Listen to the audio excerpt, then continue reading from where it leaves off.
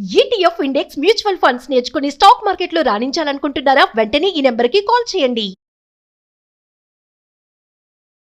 నమస్తే, welcome back to Suman T. Present మనతో పాటు ఉన్నారు ఫ్యామిలీ కౌన్సిలర్ రజనీ రమ్మ గారు. నమస్తే మ్యామ్. నమస్తే నవీన. ఇప్పుడు కొంతమంది భర్తలు ఉంటారు, అంటే అందరి గురించి కొంతమంది గురించి. ఇక్కడ కొంతమంది భర్తలు కొంతమంది భార్యల గురించి మాట్లాడుకుంటే, భార్యని ఏదో మాట అనేసి దాన్ని వెళ్ళిపోతారు. అంటే ఆ మాట తనని ఎంత బాధ పెడుతుంది అనేది వీళ్ళు ఆలోచించరు, గ్రహించరు. మళ్ళీ ఆఫీస్ అయిపోయాక రావడం, మళ్ళీ కామన్గా మాట్లాడేస్తారు, మళ్ళీ అన్ని మామూలుగానే ఉంటాయి. మళ్ళీ అవును, ఆవిడ కూడా మాట్లాడేస్తుంది, కానీ ఆవిడ లోపల మాత్రం అది బాగా బాధ కలిగిస్తుంది. ఆ మాట మర్చిపోతాను, అవును. ఎందుకు ఇలాంటి మాటలు అనడము, తర్వాత తనని కనీసం ఇలా అన్నానని సారీ కూడా చెప్పరు. కొంతమంది భర్తలు ఉన్నారు అలాంటి వాళ్ళు. అవును. ఒకసారి దాని గురించి మిమ్మల్ని అడిగితే. సరికొత్త పాత కదా, ఇవి రిపీట్ అవుతూనే ఉన్నాయి ప్రతి జనరేషన్లోనూ. అది జెనెటికల్ ప్రాబ్లం ఏమో అసలు. అది అంటే అందరూ ఉండరు, అన్ని కమ్యూనిటీస్లో కూడా అలా ఉండరు. అందరు మగవాళ్ళు అలా ఉన్నారు, మంచి వాళ్ళు ఉన్నారు, భార్యను ఒక్క మాట అనని వాళ్ళు ఉన్నారు. అయితే నేను అబ్జర్వ్ చేసింది ఏంటంటే, భార్యని ఒక్క మాట కూడా అనకుండా ఉన్న మగవాళ్ళు మానసికంగా చాలా బాధపడుతూ ఉంటారు. ఆయన ఒక స్ట్రెస్కి లోన్ అవుతూ ఉంటారు. అంటే భార్యని అంటే స్ట్రెస్ ఫ్రీ అవుతారా వాళ్ళు? అలా అవ్వడానికి భార్యలు తిట్టాలా అంటారేమో, అలా కాదు. నేను చూశాను కాబట్టి చెప్తున్నా. ప్రతిదానికి తను ఏమనుకుంటుందో, తను బాధపడుతుందేమో, ఇలా ఇలా అనుకోవడం వల్ల ఇలా మెంటల్ ఇది దిగజారుతూ ఉంటుంది. ఇంకా అదే పిచ్చి అయిపోతుంది అనమాట. దానివల్ల అంటే అక్కడ నిజంగా తప్పు చేస్తే మాట అనాలి, కానీ పెళ్లి చేసుకున్న క్షణం నుంచి చనిపోయే వరకు ఎంత లైఫ్ స్పాన్ ఉంటుందో, ప్రతిరోజు లేచిన దగ్గర నుంచి రాత్రి వరకు ఎన్ని సంఘటనలు జరుగుతాయో, ఎన్ని మంచి చెడ్డ ఎన్నో జరుగుతాయి. ఇష్టం ఉన్నవి జరుగుతాయి, ఇష్టం లేనివి జరుగుతాయి. అలాంటప్పుడు ఏదో కొద్ది చిన్నగా కసురుకోవడం అనేది సాధారణంగా జరుగుతుంది. ఏదో కక్షలు ఉండేమి తిట్టరు, ఆ కేసులు వేరే ఉంటాయి.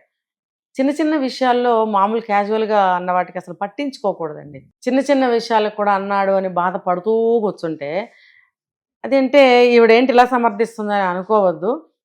అతను కూడా మనిషే కదా, ప్రతిదీ కంట్రోల్ చేసుకుంటూ నీకే గౌరవం ఇవ్వాలి, నీకే ప్రేమ ఇవ్వాలి, నీకే విలువ ఇవ్వాలి, నీకే ఇదిగా ఉండాలంటే అతను కూడా మనిషి. తన యొక్క లోపల ఎన్నో కంట్రోల్ చేసుకుంటూ తను ఎలా గట్టినవ్వగలుగుతాడు. ఇప్పుడు ఒక విషయం నీకు చెప్తే బాధపడతావని చెప్పి నీకు చెప్పడు, కానీ నువ్వు చేసిన పని వల్ల అక్కడ కొంచెం బ్యాడ్ అవుతుంది, అది తను భరిస్తూ ఉంటాడు. అంటే లోపల ఒక పక్క నుంచి ఇలా చేసింది కాబట్టే కదా నాకు ఎంత టెన్షన్ వచ్చిందని చిరు కోపాలు కూడా స్టార్ట్ అవుతాయి. ఇవన్నీ లేకుండా ఉండాలంటే చిన్న చిన్న విషయాలకు కసురుకున్న తప్పేం లేదండి. ఎంత వయసు వచ్చినా పెళ్ళాలని మగళ్ళు తిట్టట్లేదా? మగళ్ళు 60 ఏళ్ళు 70 ఏళ్ళు కాపురాలు చేసిన వాళ్ళు లేరా? అసలు పడదు వాళ్ళిద్దరికి. 60 ఏళ్ళు కాపురం చేసినా మొగుడు పిల్లలకి పడి చావదు. కొంతమంది ఉన్నారు కదా మేడం, తిట్టేసి వెళ్ళిపోయి కనీసం మళ్ళీ మామూలుగానే సారీ చెప్పరు, కానీ ఏం జరగనట్టే ఉంటారు. మరి తన ఆ మాట అన్నాను నేను, తను ఎంత బాధపడుతుందని కూడా గ్రహించరు. అక్కడ ఏంటంటే అతనికి ఏమనిపిస్తుంది అంటే తను చేసింది కరెక్టే కదా, అందులో తప్పే ఉందనే భావనలో ఉంటాడు. రెండోది ఏంటంటే ఈ మాత్రం కూడా అనకూడదా అనే ఒక ఈగో ఉంటుంది. సారీ చెప్పడం ఎందుకు అని అంటారు అనమాట. ఆ సారీ చెప్పాను, తప్పు నేనేం చేశాను అంటారు, అది తప్పు. నిజంగా ఒక విషయానికి ఆమె బాధపడింది, అన్నెసరీగా తిట్టారు, లేకపోతే నలుగురు ముందు తిట్టారు, లేకపోతే చిన్న విషయానికి ఎక్కువగా తిట్టారు అని అంటే అతను ఫీల్ అయితే కనుక మీరు సారీ చెప్పండి, తప్పేముంది. తప్పు జరిగినప్పుడు మన వల్ల అవతలాడు సఫర్ అవుతున్నప్పుడు సారీ చెప్పాలి. అది చిన్నతనం నుంచి అలవాటు చేసుకోవాలి. షేరింగ్ ఒకటి, సారీ ఒకటి ఖచ్చితంగా అలవాటు చేసుకోవాలి. లేకపోతే కలిసి ఉండలేరు ఎవరితోనూ కూడా, ఎవరితోనూ పడదు. ఇంకా ఆమె కూడా ఏంటంటే ప్రతిదానికి పట్టించుకుని బాధపడుతూ కూర్చుంటే లైఫ్ ముందుకెళ్ళదు. కొంతమంది ఉంటారు లేడీస్, మీరు అన్నారు పెద్దానికి ఇంకా అసలు వాళ్ళు ఏంటంటే కుమిలిపోయి కుసించిపోయి ఎవరికి చెప్పుకోలేక నన్ను ఇలా అంటారా, నన్ను ఇలా అంటారా, అసలు నేను ఎంత మంచిగా ఉంటాను అని చెప్పి బాధపడే లేడీస్ కూడా చాలా మంది ఉంటారు. కొంతమంది అంటే వదిలేస్తారు అనుకోండి. అలా బాధపడే వాళ్ళ విషయంలో నిజంగా అన్ని బాధలు ఉంటాయి నవీన. అది ఏజ్ అడగద్దు, నన్ను 20 60 అని అడగద్దు, 30 అని అడగద్దు. వయసు సంబంధం లేదు. 20 ఏళ్ళకి బాధ ఉంటుంది, 70 ఏళ్ళకి ఉంటుంది, 50 ఏళ్ళకి అది ఉంటుంది. కొంతమందికి అలాంటి బాధలు ఉన్నాయి.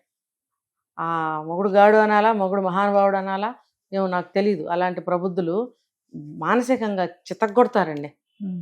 సారీలు చెప్పటమా అది కనుచూపు మేరలో ఉండదు. అంటే 50 తర్వాత వాళ్ళకి కూడా వాళ్ళకే ఇంకా ఎక్కువ ఉంటాయి నన్ను అడిగితే.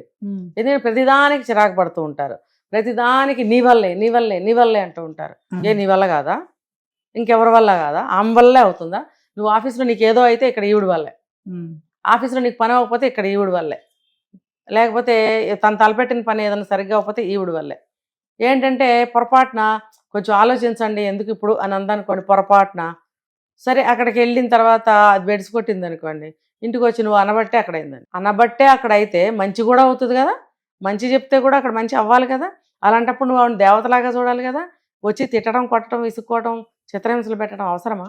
అంటే అక్కడ విజ్ఞత లేదు, విచక్షణ లేదు, జ్ఞానం లేదు. అనాలని అంటారు. అనాలని అనేవాళ్ళు ఉన్నప్పుడు ఆ లేడీస్కి మీరు అన్నట్టు అదే పరిస్థితి. అది చాలా దారుణం. మరి అలాంటి మగాళ్ళకి ఏం చెప్పాలి?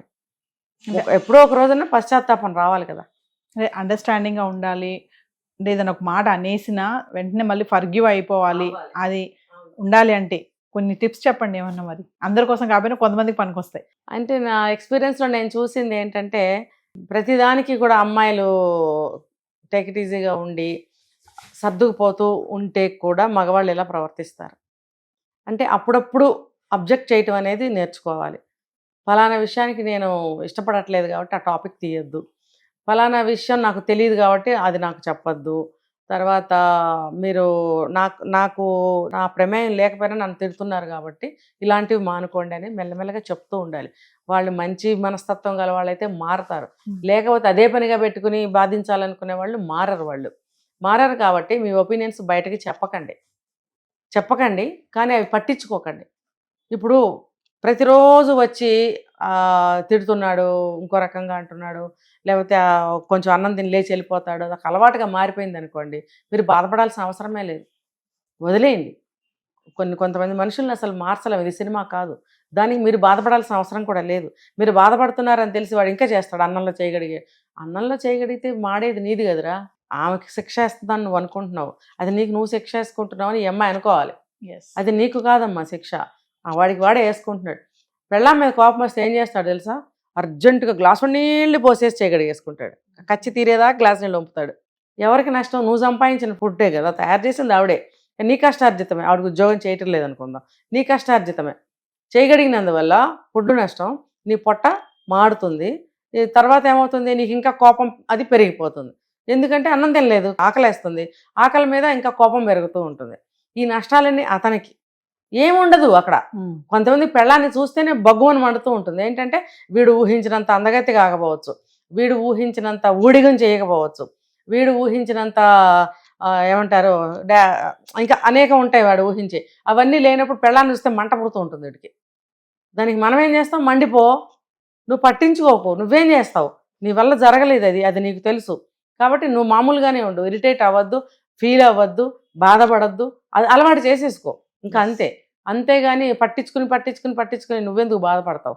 దీనికి ఇదే మార్గం, పట్టించుకోవద్దు అంతే. వస్తాడు, తింటాడు, పోతే ఎంతసేపు, ఎన్ని సంవత్సరాలు? నిజంగా ఇలాంటి వాళ్ళు ఉన్నారు నవీన. రోజు అన్నంలో చేయగలగటం ఏంటి? నీ కడుపు నిండిన బేరం, బయట తినొస్తావు నువ్వు. పెళ్ళాన్ని చూడంగానే ఇంటికి రాగానే మంట అనమాట. అక్కడ ఏ బిర్యానీయో ఏదో తినొస్తాడు. ఈవిడ బీరకాయ వంకాయ వండితే ఒళ్ళు మండుద్ది అనమాట. ఇది వండిన వంకాయ తినాల నేను ఇప్పుడు, నాకేంటి అంత కర్మ, నేను దర్జాగా తినొచ్చాను లోపల వాడి ఇన్నర్ వాయిస్ అనమాట అది అని అంటాడు. పాపం ఆవిడ ఇల్లాలేమో భోజనం పెట్టినాను వడ్డిచ్చేస్తుంది అనమాట. ఇప్పుడు అంత మర్యాదగా భోజనం పెట్టింది, నేను అది తినలేదనుకో మరి ఎలా ఉంటుందంటే దాన్ని హింస పెట్టాలి కదా. సరే కూర్చుంటాడు, కూర్చుని ఏదో ఒకటి అంటాడు అక్కడ, ఇది ఇలా ఉందేంటి, అది అలా ఉందంటే చేయగడిగేస్తాడు. వాళ్ళ తాలూకు చుట్టాలు కూడా కొంతమంది ఉంటారు, చుట్టాలంటే సిబ్లింగ్స్ అనుకోండి, వాళ్ళు కూడా అలాగే బిహేవ్ చేస్తారు. తినేసి వచ్చి కూడా పాపం గబగబా వంట చేసి పెడితే భోజనానికి కూర్చొని ఒక ముద్ద తిని అన్నంలో చేయగడిగేసిన వాళ్ళని నేను చూశాను కాబట్టి కెమెరా ముఖంగా చెప్తున్నాను. అదేంటంటే ఒక మనిషిని బాధించాలంటే ఎన్నుకునే మార్గం. అలాంటి వాళ్ళకి మనం ఇచ్చే ట్రీట్మెంట్ ఏంటి? పట్టించుకోవద్దు, నువ్వు సంపాదించిందేగా చేయగలుగుతావు, కాళ్ళు గడుగుతావు, కడుక్కో. రోజు వండేదాన్ని, నాకేం పెద్ద ప్రాబ్లం లేదు, నేను వండుతా, నువ్వు తింటావు పారేస్తావు, అది నీ ఇష్టం. పట్టించుకోవద్దు. ఇదే అన్ని విషయాల్లో అప్లై చేయండి. ఎందుకంటే మీరు పట్టించుకున్న కొద్దీ మీకే శిక్ష పెరుగుతుంది. పట్టించుకోకండి, లెక్క చేయకండి. మీరు పట్టించుకుంటే మీకు బాధ ఇంకా పడాలి. Thank you.